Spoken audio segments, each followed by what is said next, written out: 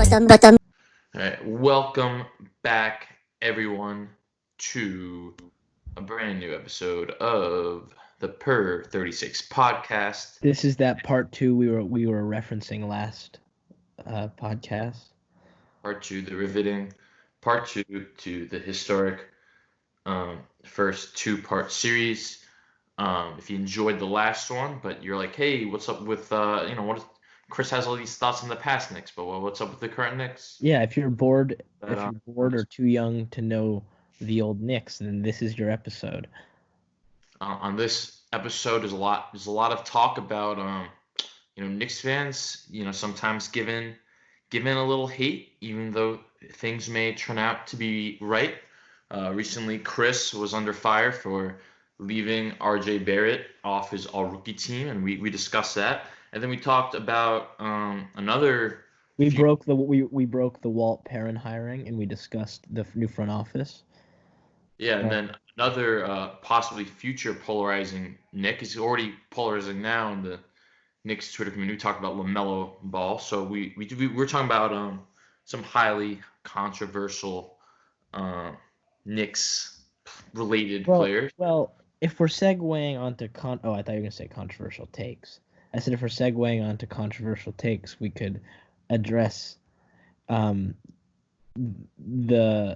Knox side. Well, yeah, that is what I was segueing to, and it's not really controversial takes, but really more segueing into another time where people may be getting catching flack for stating numbers, seeing facts. It's numbers with a tone. It's a little flair. It's not just numbers. Last night, you have your flair that you add. Last night, Kevin Knox released in the Knicks amazing series of. There's been an amazing series of workout videos let by the young Knicks. There's been Mitchell Robinson's 3-point guard tour. And now recently, also for some reason, RJ Barrett's like pre-rookie season dunking open gym highlights are going viral again. But last night, Kevin Knox released some new heat, him doing like the slowest half spin dribble by like a trainer into a dunk ever. Let me address this head on, because I'll give you credit on this. That might have been like the worst workout video that I've ever seen. So not hype. Like there was nothing highlight or like exciting about it, and so like I get it, and like it made me laugh in itself, but I can't give up on the man yet. I can't do it. I can't. So I have to go into it with hope, and so that's why I gotta disagree with the slander. It's not slander if you're stating. So anyway, if anyone didn't see, so Kevin Knox had like the worst hype, like the Mitch we're talking about like the Mitch workouts, and like it looks good outside of like that big handle and dribbling for 20 seconds. Like generally looks good. It's like, oh, he's shooting threes, he's dunking, looks cool. Knox doesn't look cool. It's like one fake half spin into the slowest dunk ever. And if you're looking slow in like an open gym guarded by trainers, like when you could probably edit the video and make it like a little bit faster than it really is. You have to hype him up a little bit. You have to. I did hype him up. I said. No, you shut up. I said 7 points per game, 2.5 rebounds per game, 0.7 assists per game on 37, 34, 73 shooting. Soon come triple flame emoji. And Simon said, I don't condone any Knox slander. And other people were like getting mad at me for a little bit for being a fake Knicks fan. But I didn't know we were like we're still pretending like Kevin Knox could be good. I didn't know that was a thing. Stop. See, even saying that right there. Pretending like he could be good. Kevin Knox. What is he good at? What do you mean, what is he good at? What is one skill he's good at besides being from Kentucky? Have you seen how fluid his stroke is when he's in rhythm and has confidence? Okay? Think about this. Off rip, Calipari said that this kid needed a few years in the NBA, right? He said that he was pretty sad that he had to say that was his own player. I have a point I got to make here. He said he needed some time and he needed to grow up. Like we saw that draft night with the Fortnite suit The man needs a little maturity. Okay. Yeah. So think about So what's this. the good part? Think about this. Rookie season, he's getting the most minutes on the team. Like, yeah, he had like the worst season ever. I know he had the worst season ever, but let's not act like there weren't some flashes. Don't tell me there weren't flashes. I don't know. The flashes weren't that flashy. Game, that Sixers game. It's one game. I'm saying flashes. You can get excited over one Frank 20-point game. I'm saying you can't say there were no Knox. But the difference between Frank and Knox is right now Frank and Knox are similar offensively, where like they're obviously mostly afraid sometimes they pull glimpses right now. But if you're telling me Kevin Knox showed you absolutely nothing rookie season, then like fine, we can agree to disagree there. But think about this. He's already like kind of an introspective, kind of like introverted kid. He comes back for his sophomore year after everyone telling him kind of how trash his rookie season was, and he's getting like spot 10 minutes a game and like 4 shots. The man has no confidence. Mook Morris is probably calling him weak in practice. Like, all right, look, I get all of that, but all I'm saying. No, let me say the Knicks. I've said this a million times. The Knicks didn't know. He couldn't be lanky Tobias Harris. No, he could not be lanky. Like, all right, yes, the Knicks have completely and utterly given him, like, they have not helped him out at all. You don't go from, like, saying, here, kid, he has, like, 40 minutes a game, and you lead, like, the team in shot attempts to saying, like, screw you, like, you're playing 9 minutes a game, like, at best. Like, that's a lot for someone to go through. Also, as we saw in the workout video, this man is the slowest, not just, like, the slowest player in the NBA. He's, like, the slowest, like, man on the earth. And this is a man who played 80% of his minutes at small forward. So that's what I'm saying. Like, what if we slide him alongside Bobby Portis? So I'm saying, slide him up to that 4, and you're saying he couldn't do some damage against like against like Mirza Teletovic back in the day? They screwed him over, but it doesn't change the fact that like the man is good at nothing. Like there's not. Okay, I'm gonna name his pluses right now. I'm gonna name them. Name the pluses because he's normally a big minus on the court. I'm gonna name them all. There's like 8. Number 1, draft age. Draft age. It's great. It's a great draft age. Let's just say wingspan. He has long arms. Well, let's just say good free throw shooter. I would say he's like 70%. Like the one thing he's a good shooter. He's like not even a good. I trust him behind the arc. But he's not like a good 3-point. I know, but the one thing I will give him, his best trait, his one like not abhorrent trait, is he is a slightly below average 3-point shooter. He's like a 33% 3-point shooter. It's like he's not even good. Floaters? You don't like his little floaters? I do like the little floaters, but they're not that efficient. I do like it. Well, I will say that. Like we're talking about. All right, again, I respect the little floaters. Like that's like my go-to basketball. I do like those little dumb floaters. You have to agree with me on this. But he shoots 70% on free throws. Like that's not a pure shooter right there. That's a pretty bad sign. It's a confidence thing. I like the stroke. Okay. Listen, here's what I'm saying. You know this is true, right? Let's say we bring him back mid-season, right? He's still playing like trash. Let's say the Knicks trade him, and I don't know. Well, I'm not advocating trading. No, let me just give you a scenario. He's so bad, I'm not going to get anything from anyone. Let me give you a scenario. Let's say we trade him, and let's say the latest Dallas pick. It's Knox and the latest Dallas pick, and whoever is a cap filler for Chris Paul. You absolutely know that as soon as Knox gets on the Thunder, everyone's gonna be like, oh, like he's gonna. He's the sort of player where as soon as he leaves New York, he's gonna put it all. He's gonna put it all together. I don't know. It's just there's just again. Let me just say one thing. One, the flash for his rookie season. His great rookie of the month. He averaged 17 points per game, but it was on I think literally 15.5 shots a game. Like he was still like deep. He was like I think that month he had a 50 true shooting percentage. League average like 55%. And the Knicks went 2-12 that month, and he was an average of a -10. That was the Knox breakout month. That was the bad. Like I guess he was good to end the season too, but like that never like. Okay, give him credit here. Was he not better defensively this season on ball? He was. All right, no, that's true. Look, Knox definitely made like I will say he did improve this season, even though like Chris Herring's stat, not Chris Herring's stat, but 538. Still had him as like literally like one of the worst players in the NBA.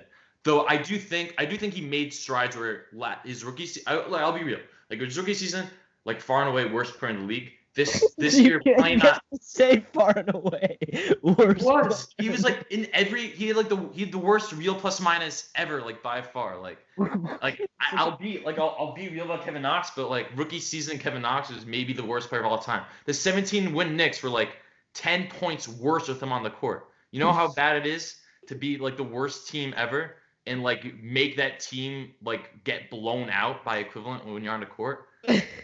All right, but I will say this year, even though like the advanced stats still may say he's like one of the worst players in the NBA, like I don't think he was that bad. But look, I mean, this is a dude that he made strides offensively, but still, like, let's be real, he's not. Yeah. He's still a guy you could always completely obliterate in like the pick and roll. Yeah. He's not upper body strength. He's not an efficient offensive player. He's not a good shooter. He's not a good passer. So like, what is he good at besides having a wingspan that he's not putting to use?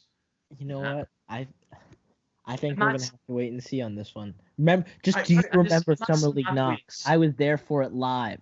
Do you know how much I was sitting in the crowd for that Atlanta game, and I was like, "Well, we found a star, Dad, and he's a Kentucky star." That great summer league team, that great summer league. I think he shot 35% in summer league that year. Like his good moments are not that good if you actually like. But he's just so he is such an when the shots are falling, his game is so aesthetically pleasing. Barely falling. But yes. He doesn't have he has a very aesthetic, and he's so long, and the way he like, I mean, I will say summer league this year had me like pretty hyped where he was. He did kind of look again. The Knicks screwed him over. Like he should be playing power forward, but again, like he's just like he's a below average shooter. He's not speedy. He's not speedy. Like there's just not much of like a plus here. Like again, I think like I said it on with Macri, like look at a guy like Jabari Parker who like. He's like a similar build. He's like a tweener. He like can kind of shoot. He's like he's like a slashing power forward, and like he's efficient. Like he'll give you like an efficient like 20 points for 36 minutes, and he's still like like no one would say Jabari Parker is even like close to a good player. Like I don't think a single NBA fan even knows he was on the Kings this year. Like that's like.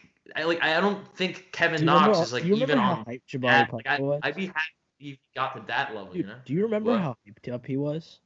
Well, yeah, he was supposed to be like the next Melo, and then like he came out of the league and like Jason Kidd didn't let him even shoot threes. I think so.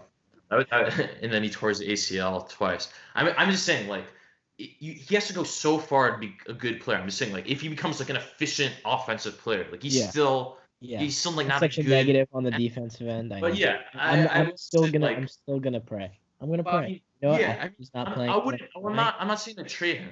I definitely wouldn't trade him for a first for Chris. I wouldn't trade him with a first for Chris Paul. Like, there's no reason not to keep him. And I would have played him like 20 minutes at power forward and sat Bobby Portis, who's admittedly better, on the bench. Bobby Portis admitted that. You should admit. Like I'm just saying like. Oh, you're right.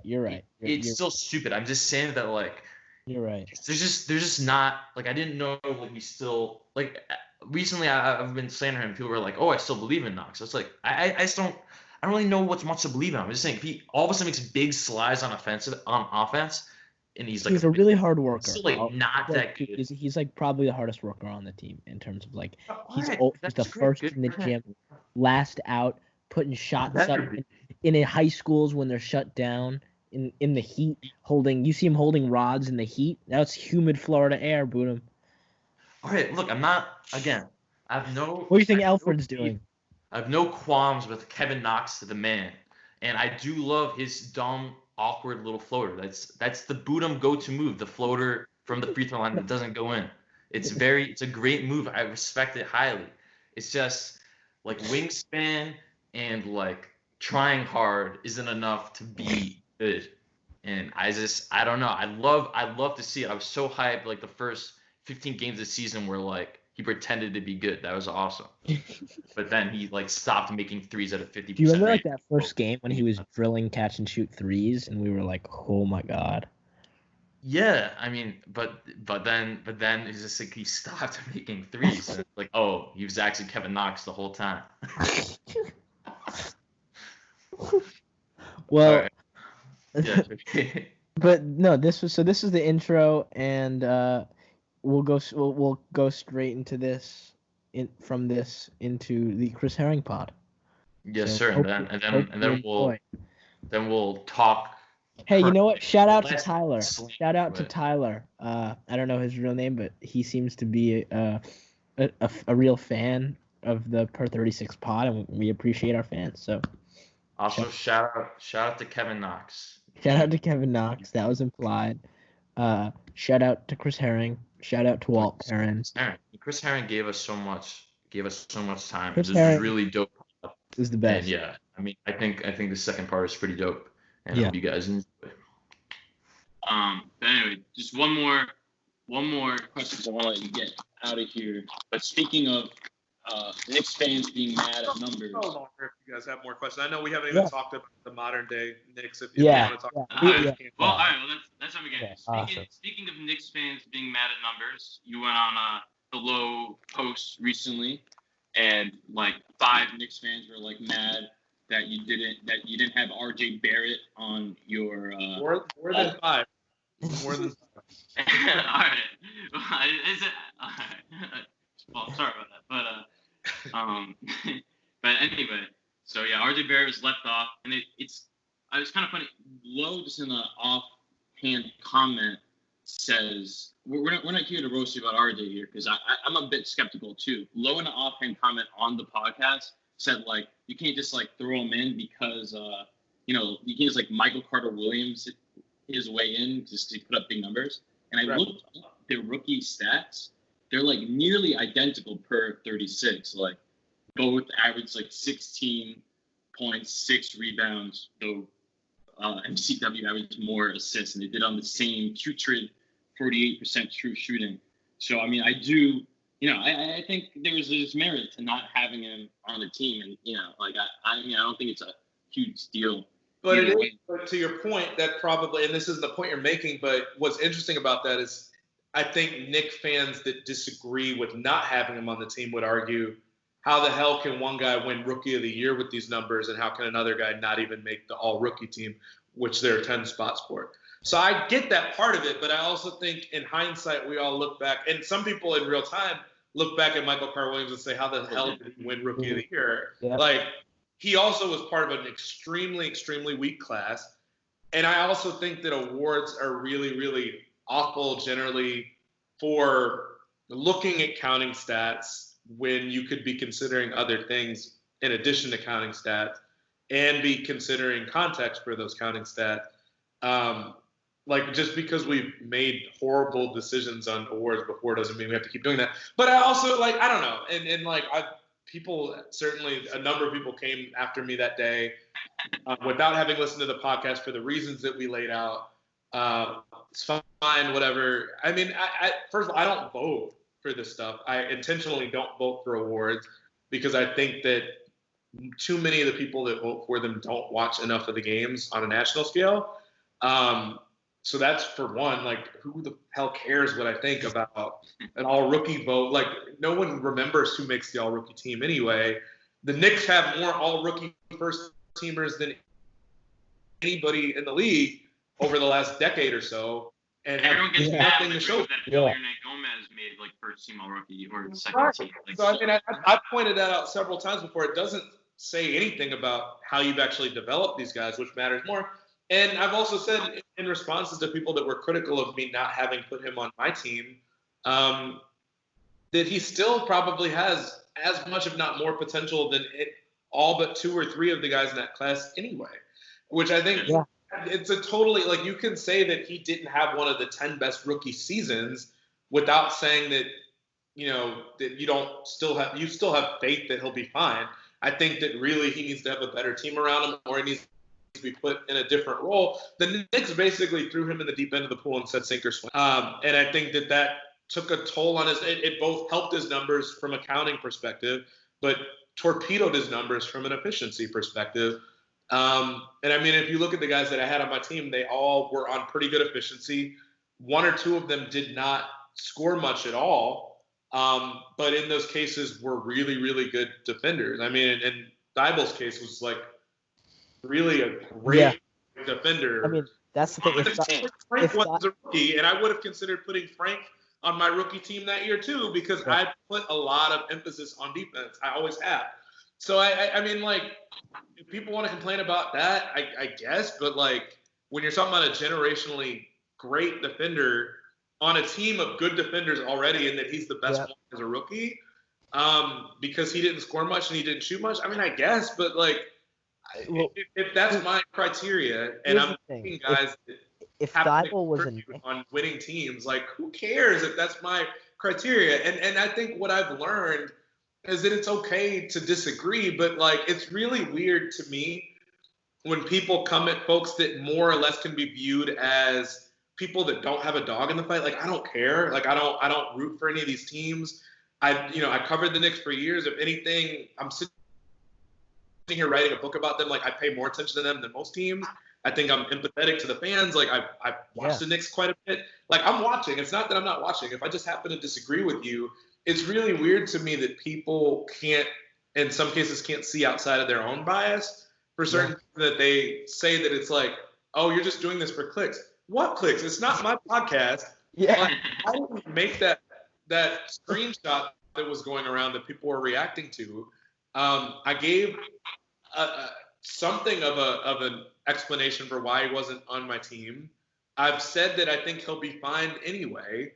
Like, I don't hate the guy. I don't hate the team. I honestly don't care enough to really sit and debate it for hours on end. It's just, it's like something where I really doubt that most of the people that really have strong arguments against me have watched the other guys play. And I've watched them play. So, like, it's fine if they disagree, but it's really weird to me that anybody would suggest that I haven't watched enough or wasn't paying enough attention. Like, I probably paid more attention than a lot of people would have been willing to pay to the Knicks as a whole, just because I wrote about them for a lot of years and care. I mean, no one can accuse you of not paying attention to the Knicks. And also, I mean, from Knicks fans' perspective, as me and Alex can say, if Thibault was a Knick, all we'd be talking about is how he's a generational defensive talent, and how, I mean, like, so when people make that argument and call you biased, or you're just doing Frank. Yeah, I mean, Frank, if he was good, and everyone loves Frank. You know? So, I mean, Kobe White averaged 25 a game after the All-Star break. I know. On my team, which, like, if you want to criticize me for that, fine. Like, I gave an explanation for that too. Maybe it holds up, maybe it doesn't. But I don't. I just think, I don't know. We're in quarantine. I think people have more time on their hands to get. I mean, I also think there's kind of like not an outrage culture, but I just think it's really easy to kind of look at lists and get upset. Yes. I'm guilty of it. Sometimes I tweeted about this yesterday a little bit about a list that I didn't agree with, and but like I just think, look, if you're not even watching out there, it's really hard to have an argument to say that something is the best or the greatest or should be or is deserving of this when you haven't paid attention to it. And like, that's my job to pay attention to all of it to some extent. So like, if you have done that and you're critical, that's fine. If you haven't done that and you're critical, that's fine too. But like, I don't think there's somehow a fair accusation out there that like I haven't paid attention. If I just see it differently than you, that's okay. And more often than not, in my responses to people, I try all the time, generally, to be pretty cordial with people, to say, look, I'm happy to disagree. What I think was frustrating about that day, like, just I don't take well to being called out of my name, even some, just idiot. Like, I just think I don't call people that. We're talking about basketball. Like, it's such a blessing and privilege just to care enough to have the time to invest in watching basketball, as we see now. So if someone disagrees with you on something as simple as like who made the second team all rookie, like, who cares? Like, it's awesome that we can sit and debate it, but like, to care enough to say that someone to literally name call, like, it's not a big deal. Like, I don't want to sound like I'm poor to say someone called me a name, but like, that's literally fighting off dozens of people that are doing that, just trying to say, I can appreciate that you disagree. God bless. Like, it's not like that's all I can say. It's not that. It's just such a just feel like we're bored, and so it becomes easier to kind of sit and stew over to really get frustrated about. But again, like most people are arguing it from the perspective that they watch this all the time and haven't watched PJ Washington and I didn't watch Michael Porter Jr. that much. Exactly. And that's fine if you don't, but it's just like to sit. I don't have it in me to sit and have a full-throated argument if I haven't even paid attention to the things that someone is saying might have been better than something that I like or something that I'm passionate about. And I don't do that, but I guess other people do. Yeah, I mean, I think it's just really Knicks fans. Well, one, like RJ is like the beacon of hope, essentially. So just like people take, also rooting for a team is like a sense of yourself. So people just like take it personally. When there's no way these people. I mean, Thibault had a better year than even RJ. You could argue there's a lot of excuses for RJ's performance, but you can't. It's not enough of a gap to say he was better than these dudes who played better. And at the same time, like I don't think you would necessarily even like drop RJ in a redraft. Like Bleacher Report did one today. I mean, even if you do drop him, I don't think it's that much. But just objectively, he wasn't good at anything besides defensive rebounding this year. Even a guy like Terrence Davis, who went undrafted with the Raptors. I mean, if someone wanted to argue that he was worthy of a first-team All-Rookie spot, I mean, who am I to argue that when you look at the analytics and the advanced stats? I mean, he had a great rookie season, but it's just the emotion that's attached to RJ, where it's like, oh my God, like, are you calling him a bust? Are you calling him a bust? I guess I wish that people could separate that and just say he didn't have the greatest. It's weird that people are basically the people that disagree with it are saying that listened to the podcast and then disagreed with it and tried to make sense of it are basically saying I placed too much emphasis on being efficient. And basically to make a really good argument for RJ, I think that I would actually listen to, you would have to be able to say that like if he'd been in a better situation, his efficiency would have been better, which is probably true. But like we're not. I guess I can bring that argument with MVP, but we're talking about all rookie. And if he made my all rookie team, he would have been on the second team. Like who? Again, and I don't mean to like. I saw one person kind of make a meme about the idea of like basically resorting to like why are people getting so mad at my dumb opinion sort of thing. It's not so much that as much as I'm saying like it just. On some level, I would have to be really bored to have like a really, really extensive argument over second team all rookie. Hell, even first team all rookie. Like it was a strong class. RJ had some of the best counting stats, but he literally had the worst efficiency stats of anybody as I consider. It's not like I didn't pay attention. It's not like I didn't go back and look at his clips too. I watched more of his games than anybody on that list. I guarantee you. Yeah. I mean, I understand why he struggled and where he struggled. It'd be different if people were saying that I was fundamentally misunderstanding that.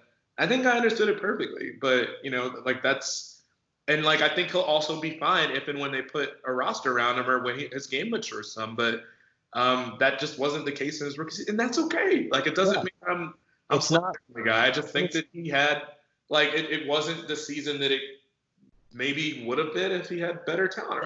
That's what's upsetting about kind of the landscape around even just NBA Twitter is there's no nuance to opinions whatsoever because you're even when you talk about this you're not coming out and saying after his rookie season he looks to be a bust or it looks like the Knicks made the wrong pick. It's literally just judging off of what you saw both with your eyes and with the stats.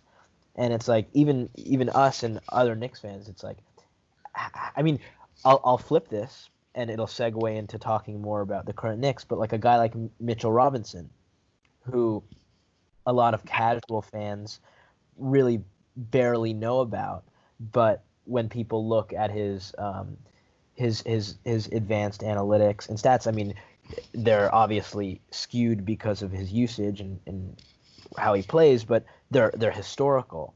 And so kind of just want to pick your brain on kind of what you see for the future of this young core with the Knicks. Yeah, I mean, I'm really interested to see what direction they go. I mean, I think if you learned a lesson about the RJ situation, they badly, we like Frank, you like Frank, whoever likes him. He had moments where he handled the ball more. He may not be your starting point guard long term. At some point you probably do have to upgrade with regards to whoever your lead ball handler is going to be, offensively at least. Maybe Frank can kind of be, like a Bruce Bowen type of player. Yep. If he becomes a more consistent shooter, and you can live with that. But I think you have to have enough riches throughout the rest of your offense to kind of be able to afford what he may not give you on a night-to-night basis. Although he had breakouts offensively where he looked a lot better, a lot more comfortable. And so I think that is kind of the big question, because RJ, if we're talking about why I didn't rate him the same way a lot of Knicks fans did, it was because he was asked to do too much as a rookie. And maybe he'll develop all that in time, probably will. But if you have someone to make life easier for him, you watch his efficiency numbers probably tick up considerably at some point. And so, I think when we talk about the core, if he's going to be a part of it, finding a guy that can handle the ball and create a little bit so that he can be more consistent and not turn it over that much. That's a big, big part of it. And I think obviously that ball handler and whoever is handling the ball for the Knicks becomes really important for Mitchell Robinson too, just because he's not a guy that's creating a whole lot of his own offense. And so huge question, which to that point, you see a lot of smoke and maybe there's fire to it at some point with regards to Chris Paul. I guess I get it. I understood that argument, that sort of argument. But on some level, if you're talking about getting a guy that fits with your core, he would fit the wise. It would be like taking a very, you know what it would be like? It would be like a much older version of what the Suns did this year, where you have a couple guys that you're really, really excited about, probably more excited about in Phoenix, because I think Devin Booker is clearly kind of a bona fide star. I guess this was actually his first year being an all-star, but you get what I'm saying. You know that he's like he's a future, almost undisputable number one. He's a star. You know that he's going to be around. He's going to be a star. Yeah. You have him. You've got Ayton, who you have the same kind of hopes for. Putting Ricky Rubio in that situation, what I liked about that for them is that it was someone who wasn't going to require a ton of shots, just like Chris Paul doesn't. It's going to give you pretty good defense. It's going to give you effort. It's going to give you leadership. He's great in that role because he sets everybody else up really well. Chris Paul would do that, but he would do it at a massive salary cap number and is a lot older. And so, it would be great if you could take all those things without the salary cap number and how old he is. But I don't know that, overlooking those things would make sense here. But to me, that's the question for their core is who can you add to it to get the best out of the other guys, so that we're not having this conversation a year from now about RJ and what analysts are downplaying about his skill and how good he actually is, because we just can't see it for the flaws that are there that would be covered up if you had a better ball handler in that lineup. But or Julius Randle, if I have to watch the man spin into the lane one more time, I understand what they were going for. I understand what they're shooting for. But frankly, he was a guy that was protected a lot in the years past with guys that, he didn't have to be the first option. So watching him operate in a role where he had to be, I think in a lot of ways, he kind of suffered from a lot of the same stuff that RJ did. And basically it would be like trying to put a 7-year-old in 4th grade or something. As far as talking about the way that basically someone operates when they're having to step up sooner than they're ready for, or for a talent level or skill level that they just don't have. And we watched the Knicks do that all year with a couple of guys, and it was kind of brutal. And especially we saw with Fizdale early on, was saying he wanted him to be their point forward and take a LeBron type role in terms of bringing the ball up. And that's really his best finishing, not being he's a good pick. He's a good pick and roll player. He can hit a mid-range jumper, so pick and pop, pick and rolls. He's great. And he's a good finisher, but he can't be your primary creator. It's just not. And what I was gonna say with those two, with Randall and Barrett, something that when we talk about if those two are gonna be there long term, I think it really hurt the Knicks too that they were just so poor at the line in certain moments. Randall was particularly bad and really clutch moments. I remember at least once or twice him missing a free throw in the last second or two. It was really painful for Knicks fans, I'm sure. And I think that that's something where, when you talk about what efficient offenses have, they have guys that get to the line and they have guys that put those shots down. And so, it's a small critique, but it's something that, like, long term, you would hope they get better at or that they really work at, just because they leave so many points on the table at times, especially when you talk about sometimes I'm kind of falling in love with the mid-range shot and maybe not taking as many threes as you'd like. When you do get to the line, you really have to make it count. And so I don't know. We'll see. They so clearly needed a kind of a setup man and kind of a floor general. And that was what was so encouraging to see about Frank as you got into the later parts of the season. It always feels like it takes till the second half of the season to really see him get more opportunities when the team is just kind of experimenting or when someone else is hurt. But it was encouraging. Like, I feel like the people that stand for Frank are so focused on his defense because it's really all you have to look at consistently that's good. But those moments where he shows flashes, like, you're convinced that he could be so much more than what he's been. And so I hope he gets a chance to show it. It'll be really interesting. I don't think any of us know exactly what to expect with his coach or obviously Leon Rose running the show. But it'll be really interesting to see what direction they go with all this stuff. Yeah, I mean, my concern with the Knicks is just how good this young core actually is and how much they lean into acquiring more young draft guys. Because just even with their main guys with Frank, RJ, and Mitch, the only proven good player right now is Mitch, and he's obviously not a perfected player. He's not even starting currently, and as we have discussed with RJ. And 538's very own rappers. Oh my God! 239 Hey, players. I have some breaking news to address on the podcast. The Knicks are finalizing hiring Jazz VP of Player Personnel, Walt Perrin, as assistant GM. He's worked in the Jazz organization for 19 years. Oh, okay. So, I guess Jazz are pretty, we got some more front office reshuffling. That's interesting. I mean, it's so interesting too. Like when you get stuff like that between that and the stuff with the Bulls lately with Karnisovas. Yeah. Like people that haven't absolutely run the entire show, trying to project kind of what they'll do or how they'll be is difficult because they haven't ever had a role to themselves.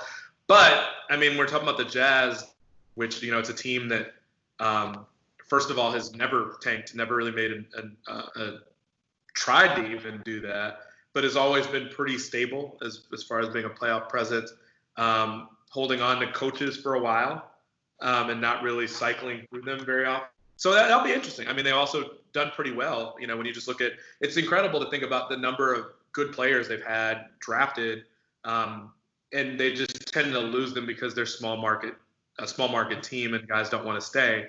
But you look at the fact now that they've got two young guys I think most teams would like to have. And it'd be interesting to see what comes of that. And the fact that he's been there so long is kind of promising, just that he's not just like a new bandwagoner on that kind of front office culture that he seems like he's basically been there since right after the documentary watching yesterday. I mean, that's a long time. Very interesting. And I was thinking about that. I mean, like the Jazz become, it's kind of like comically sad with how they never won. Always been a good team because they've been, the champions, but they're never really like a bad team. Like they're a pretty well-oiled machine. Yeah, no, they've been. I mean, really, there's two teams in the league that haven't really ebbed and flowed much at all. They basically are in the playoffs almost every year, give or take a year here or there. It's the Jazz and the Pacers. They actually have basically always been in that same range. They rarely get top 5 picks. A lot of times they don't even get top 10 picks. I want to say that I'd have to look. It would probably take me a second to look, but I know the Pacers haven't had a top 5 pick in forever, and I know that the Jazz are essentially the exact same way, which is why it's so interesting when they hit it big, when they get a Donovan Mitchell, when they get a Gobert, someone like that, because they aren't in position to draft them, which it puts more pressure on you, to kind of find a star. It's harder to find a star because of that. But, I don't know. People obviously I understand why people are focused on star power in the NBA. It's a 5-man team you can run out there at any given moment. But if you can just string together solid guys around one really, really good player, I mean, the Knicks they didn't own a decade, but they were damn close to it having done that. We're getting a generational player and getting some solid players that could play within a system for 10, 15 years. I mean, they did very. I think Knicks fans would, based on the reaction I get anytime people talk to me about my book, I know Knicks fans would be thrilled to have something that even comes close to that. Just some stability and playoff. If we're an 8 seed for the next 5 years, that would be amazing. Like, I do have one more kind of question about the future, and I know you're not that big of a draft guy, but there is some smoke coming out about the possibility of a guy like LaMelo maybe trying to angle his way into New York, and I'm kind of just wondering, just the personality of the Ball family, and also him being that kind of, hopefully that playmaking guard we're looking for. Is that something you could see really being a good thing for the city, or do you think that could just add into our usual circus? You know, it's tough because like you, I appreciate that you kind of phrased it that way. I actually wondered this morning. I was like, are they going to ask me to draft stuff? Because I even less than normal have I really had a chance to watch any of that stuff because there was no tournament this year. Yeah. And so everything I'm going off of is like what I've read somewhere else. I haven't really sat and watched highlight films. And like with LaMelo, it's almost hard to rely on just that because he's playing against – I mean, he's not playing against horrible competition, but his effort defensively just isn't there. And I don't know that it's fair to assume that he wouldn't bring it if he played at the in the NBA and where he's going to get criticism and for not playing hard and more scrutiny for not playing hard. But that is what I see when I watch, though, is that the intensity is not always there. The shot selection is, he was such a big deal over in Australia that he could kind of do what he wanted. So it's hard to know how that would fit. But can he play make? Can he set other guys up?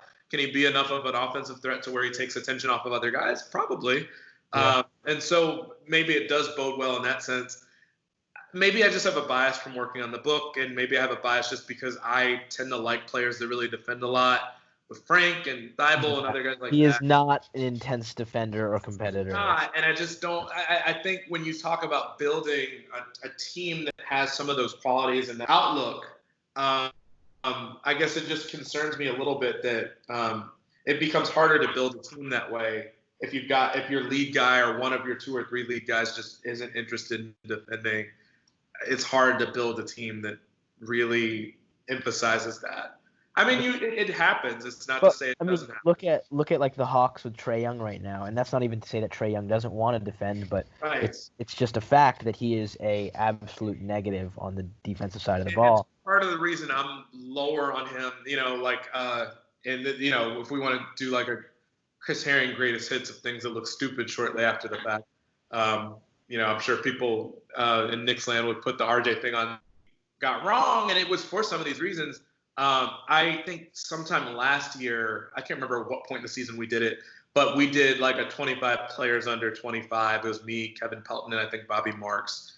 And I didn't have Trae on my list at all. And people were like, what the hell? And it was either before or in the midst of him kind of going on that ridiculous tear to end last season where he was really great after the break. And for me, I kind of just wanted to see him do that for longer. But also, I have endless questions about how they'll build a team around him and make it work. Yeah. Because even if you're talking about Steph, which, the comparison you hear a lot with Trae is Steph, which I don't think is totally fair, but whatever. Steph was a better defender. He was bigger, a little bit bigger than Trae is even. And he was willing to give more effort and was part of a better system than Trae was with good defenders around him. Trae doesn't have that, and we're not completely sure when he'll get that, what sort of players you need to put around someone who is that small and, has that many limitations on defense. Like, it's just harder. Even if the effort, like you said, is there, it's just a lot harder to build a winner around that. And I would imagine it's a lot harder to build a winner around someone whose effort isn't there defensively because, for all the stuff I've heard about Patrick Ewing and how the effort he gave and how much it lifted his teammates, you have to imagine on some level not showing that effort, particularly on one side of the floor, but then demanding the ball on the other. It doesn't greatest amount of effort from everybody else if they can see that one guy gets away with not having to do it. So I don't know. I mean, I could be totally wrong on him. I don't even feel like I'm putting enough of an opinion out there about him to really be wrong as much as I'm just saying I'm not sold. I'm certainly not sold. But I mean, in the other senses of him being, a bankable star and people knowing who he is, I do think there's even more of that unknown factor with a lot of these guys this year just because there was no tournament. And so people know that family's name. It doesn't surprise me that he or his family would want him in the New York market. I don't know how much steering really does nowadays, depending on who you ask. Seemed to maybe help a little bit with the Porzingis thing since he wouldn't work. But who knows how much that would even help, to really try to steer him to New York. But, I guess we'll see what happens. Yeah, I mean, that's really my concern with LaMelo, too. You see guys like Trey and D'Angelo Russell, and I'm particularly very low on them. I mean, even now when you say he's not in your top 25 under 25, I mean, maybe that's a bit much, but, still, we had Spencer Perlman on our podcast, and he was like, I think he acted like he was wrong with Trae Young, but, I still don't think he's proven anyone wrong. I mean, he's such a negative on defense, and he's one of those guys where the whole offense is him. I think he has a lot to prove. It's definitely hard to build around him. And the difference between a guy like him and Russell and LaMelo is that at least with those guys, they can shoot threes. LaMelo is still, he shot 25% on threes in Australia. So, I mean, that's a concern too. Is he even, that the defense is a concern, but so is the shot too. So that's my. And I have a little follow-up. So it seems that the assistant GM that the Knicks just hired was with Scott Perry in Detroit in 2001 or something like that. So there's some back channel. Does that make Knicks fans more? Probably, I was about to say, does that make them more excited? I guess it makes them less excited. Yeah. So I mean, this was just an amazing conversation for us. And we do have a final segment that we ask every one of our guests. And so because this is called the Per 36 podcast, we were wondering, over all of your years of covering basketball, both the Knicks and just the NBA in general, is there one guy in particular who you would consider your Per 36 all-star who may be an underappreciated bench player who doesn't get really any national recognition and just a guy you always enjoyed watching or someone you remember specifically writing about, but just kind of in that realm of just underappreciated player? Like a bench warmer. It doesn't have to be someone you cover. We love like Chris Copeland, like Ron Baker, like a guy like that. It doesn't have to be. Well, no, I'll keep it Knicks-centric because because obviously that was the team I covered and the base that you guys are a part of. Not really, but I mean I'll make up one for the sake of this. Earl Barron got signed that 2012-2013 season. The Knicks had suffered injuries. Rasheed Wallace obviously went down. Kurt Thomas was hurt. Tyson was not 100%. So the Knicks had no bigs. Actually, if I remember correctly, Mari was hurt going into that postseason as well and didn't come back. They made the ill-fated decision to bring him back in the middle of that Pacers series, and he was rusty because he hadn't played in months. Earl Barron, if I remember correctly, logged 40 minutes in one of those games. They literally took him off, free agency, off the free agent wires, signed him, and plugged him into the lineup for 40 minutes that night. I've never seen anyone look so exhausted. But if I remember correctly, I think Seth Rosenthal tweeted this at one point that I think his per 36 numbers were insane because he only played that one game. I remember. I mean, I think he officially. I mean, not games qualified wise, but I think he led the Knicks in rebounds this year. He averaged 10 points and 18 rebounds a game on 40% shooting. Because that dude, but he's probably still trying to rest up from that game he played in.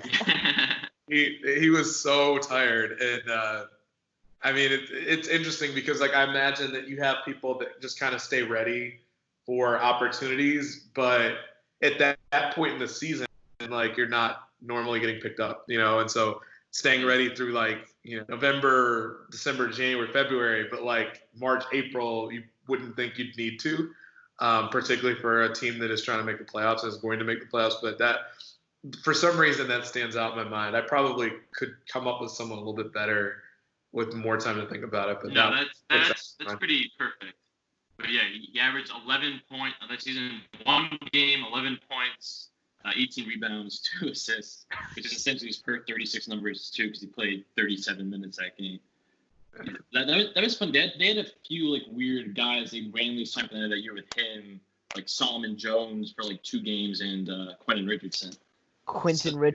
I love those. The teams we never talk about is I love those like 07, 08 Knicks teams with like Jamal Crawford, Richardson. You don't know how many people have told me, can you please write a Knicks book about them? Because they like never get. Knicks. And it's like right when D'Antoni? No, that. David Lee was the closest thing they had to a star on the team. He was an all-star that 2010 year. I mean. Right, and basically, I mean, like it was kind of coming out of the Isaiah year. Al Harrington was a bucket.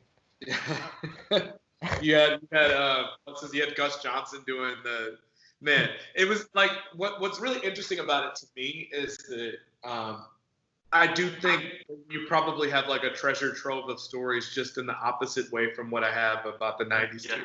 Where like the 90s teams is like everything they were doing right. And really, if I'm being totally honest, I remember being asked by the different publishers that were making bids on the book when we were shopping it to the different publishers. A couple of them wanted to know, like, are you going to really go in the weeds about Jim Dolan?